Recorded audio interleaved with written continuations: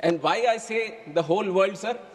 In fact, in September, we have had one conference also, Asia Pacific Ministerial Conference, where 41 countries were participating, and there were stakeholders from aviation across the globe also who were participating. And 29 countries have sent in the best of the people who represent aviation from their countries. And I have heard all of them speak in that conference, and they have proudly said, the real thing that we can pick up from India today is how it has improved the domestic connectivity within the country, and how it has launched the RCS UDAN scheme so that it could facilitate the regional aviation in a very big way. Because for them, most of the countries, sir, for them, the aviation becomes more of an international affair. How do you connect your country better to another country? But a lot of them couldn't crack the challenge of internal connectivity. But now with this UDAN scheme, we are showcasing it to the world that a little push, a little commitment from the government, you can create wonders, and that is what we have done through the UDAN scheme. And now through the UDAN scheme, we have kind of addressed the accessibility. Now the other thing that I mentioned after taking charge as a minister was that I want to bring in affordability also. And I understand all the concerns that each and every member has raised regarding the airfares. I am also a citizen of this country, and I was also a member, and before member I was also a passenger. So I know one of the challenges that the people of this country face when they're traveling, and I understand the true spirit in which people would have spoken about the airfares also. But you have to understand that airfares regulation is, this debate has been there for quite some time, sir, and internationally also the process that they follow is they keep the aviation air ticket mechanism as a very deregulated sector, because that is how the whole sector moves forward. That is how there is a win-win situation for everyone. The market plays its game and everyone gets facilitated in the process, and this is an international procedure. Nowhere in the world, any country has been regulating the air prices and seeing a progress in aviation. Everyone has a very deregulated sector only. And in fact, in our country also, at one point of time, there was a regulation on the airfares through the Air Corporations Act. Now, when was this Air Corporations Act taken out? It was in the year 1994 that the then government, that the then leaders thought, if the aviation needs a real push, then we have to deregulate, and that is when the deregulation happened. In 1994, the Air Corporations Act was taken away, in which it was mentioned that air caps need to be capped. So after that, it has been a free market. It has been a market with a dynamic airfare mechanism happening. And now, if you see, I have another report also, because many reports have mentioned, and we have done. I have also been thoroughly studying on the airfare mechanism. And we within the ministry, I would like to tell the whole House and the people of this country that from the ministry, we also monitor the prices. We have a tariff monitoring unit under our DGCA, which thoroughly looks after each and every fare that is happening in the country. And there is a liability on the airlines also. Before they decide on a price for a certain route or for a certain sector, they have to send it to us in the DGCA. Now, there was a circular before in 2010, when this price mechanism had to be sent to the ministry, and they were given a 1 month time period. That if for the next month, what are you going to charge?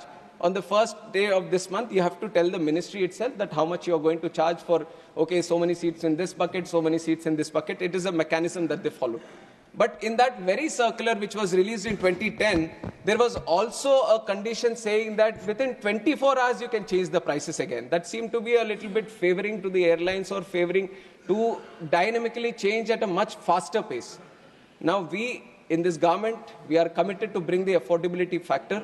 Now we wanted to see how best we can do. So we are removing that clause. We are just keeping it for 1 month. So whatever fare is there, within 1 month, they have to address it to us. And we feel this kind of mechanism is going to address a little bit about the irregularities that we see in the airfares. Now, airfares, many of the members have spoken. And also one other thing I have to mention is that when the airfares, the biggest chunk of the airfare goes to the fuel price. And for the fuel price, I don't know how many people know or not, but these are the fuel prices, the taxes on that. The VAT on the fuel price is being decided by the states itself.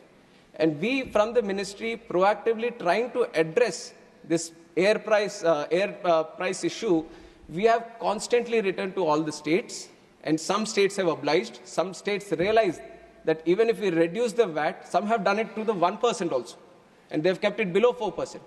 And when they have done this, it is ultimately going to, even if they lose a little bit of revenue from this taxing, they're ultimately going to promote the aviation. So it is going to be a win-win situation and a lot of people done. But West Bengal, Delhi, these are states, Tamil Nadu, these are states which carry very high VAT percentage. So people from these states who would have raised about this air prices issue, I would once again make a very proactive approach to all of you that you speak to the state governments there. And if you can get the VAT reduced in that, that is going to reduce the price, because 45% of the price of the ticket is because of the fuel prices. So if you cut down on the VAT there, then definitely it is going to bring down the prices furthermore. So that is one request that I would want to make to all the MPs who represent the states, and they could speak to the state governments. And like I've said, the tariff monitoring unit is there. One key observation that we have found about this 24 hours, we want to change, we want to move into that direction. And we are comparing all the air prices of last year, previous year, because we also want to find a trend. Now, air prices, because it is a market-oriented system, whenever you see a festival, or whenever you see some kind of huge event happening in a certain region, or whenever there seems to be a huge inflow and outflow of passengers because of some activity that is happening there, then definitely the market seems to push it, the demand increases, and suddenly because of the demand, the prices also try to creep up.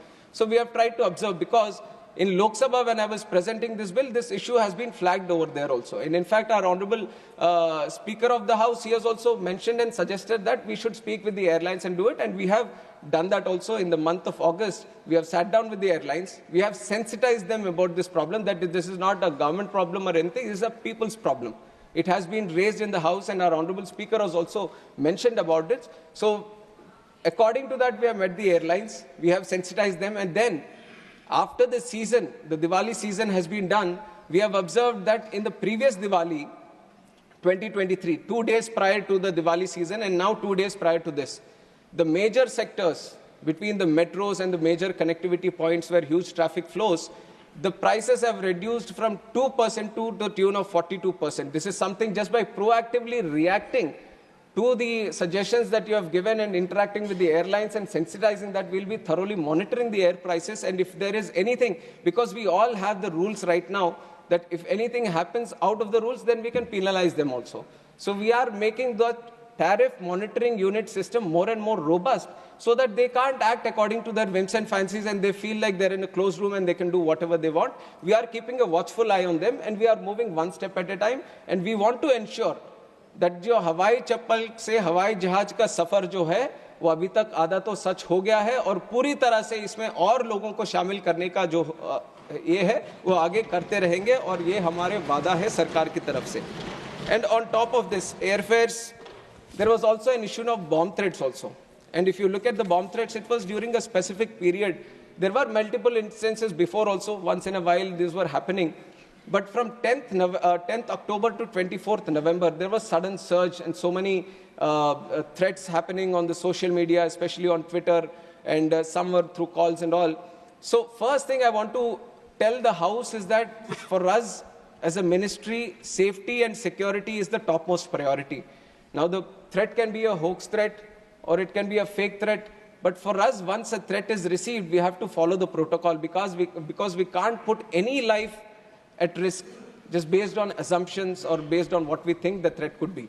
So in that time, we have increased the security, overall surveillance, overall security measures that we need to take. On one step we have improved. And we have kept the mechanism very, very dynamic. So whatever we have learned while doing these threats, while addressing these threats, whatever good feedback that came in through the ministry, through the BCAS, through MHA, through